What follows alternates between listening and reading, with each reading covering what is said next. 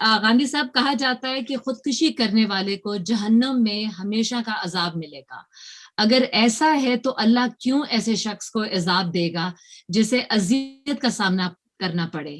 جس طرح دنیا میں اس کو ڈپریشن ہے، اپنی جان لینا تو بہت مشکل کام ہے، تو لوگ جو جب اپنی جان لیتے ہیں تو وہ کسی نہ کسی طرح کے ڈپریشن میں مبتلا ہوتے ہیں.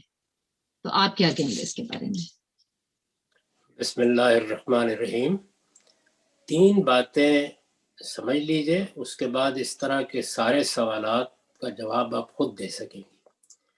پہلی چیز یہ ہے کہ کسی کی جان لینا، اپنی جان لینا، اسلام کے نقطہ نظر سے یہ بالکل برابر ہے. اللہ تعالیٰ نے نفس انسانی کو حرمت عطا فرمائی ہے. چنانچہ نہ میں کسی دوسرے کی جان لے سکتا ہوں، نہ اپنی جان لے سکتا ہوں.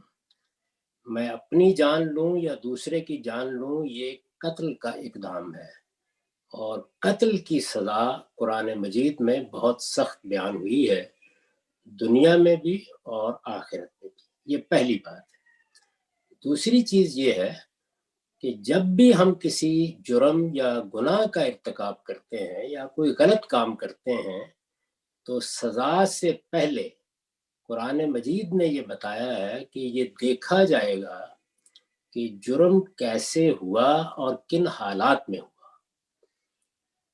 یہ دونوں چیزیں جو اللہ نے ہمیں دنیا میں قانون دیا ہے اس میں بھی دیکھنی ضروری ہے، اور قیامت میں بھی اللہ تعالیٰ یہ دیکھیں گے.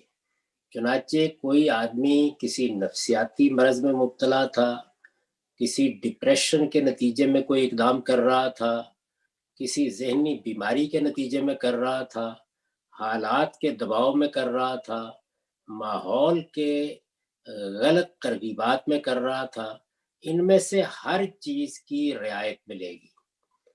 اس کو خود قرآن مجید نے بیان کر دیا ہے. یہ بتایا ہے کہ قرآن مجید کے زمانہ نزول میں جن عورتوں کو ان کے مالک بدکاری کے لیے مجبور کر دیتے تھے، تو یہ فرمایا کہ اگر وہ دل میں پاک دامن رہنے کا ارادہ رکھتی تھیں تو اللہ ان کو سزا نہیں دے گا.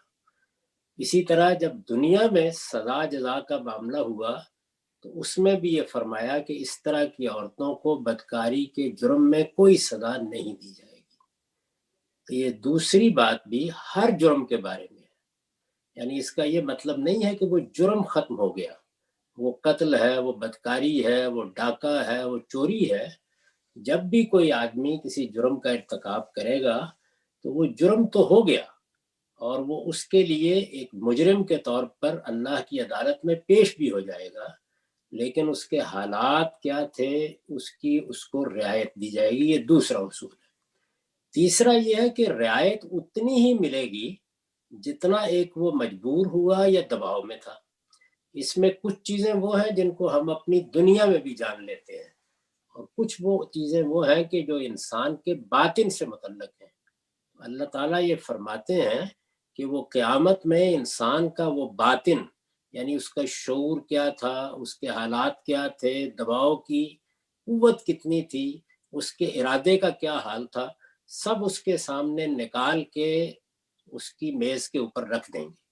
اس کے بعد جب وہ خود اس بات کا اقرار کر لے گا کہ یہ کام میں نے اپنے ارادے سے کیا ہے، لیکن اس میں اتنا حصہ وہ ہے جس کا باعث میرے حالات بنے ہیں، تو اب اس کے لحاظ سے اس کو رعایت ملے گی، یعنی سزا میں رعایت ملے گی. اور اس میں اس کا پورا امکان ہے کہ اس کو اتنی رعایت مل جائے کہ اسے بالکل ہی معاف کر دیا جائے. تو یہ 3 چیزیں ہیں جن کو ہر معاملے میں سامنے رکھے تو یہ خودکشی بھی سمجھ میں آ جائے گی، قتل بھی سمجھ میں آ جائے گا، باقی چیزیں بھی سمجھ میں آ جائے گی. بہت شکریہ.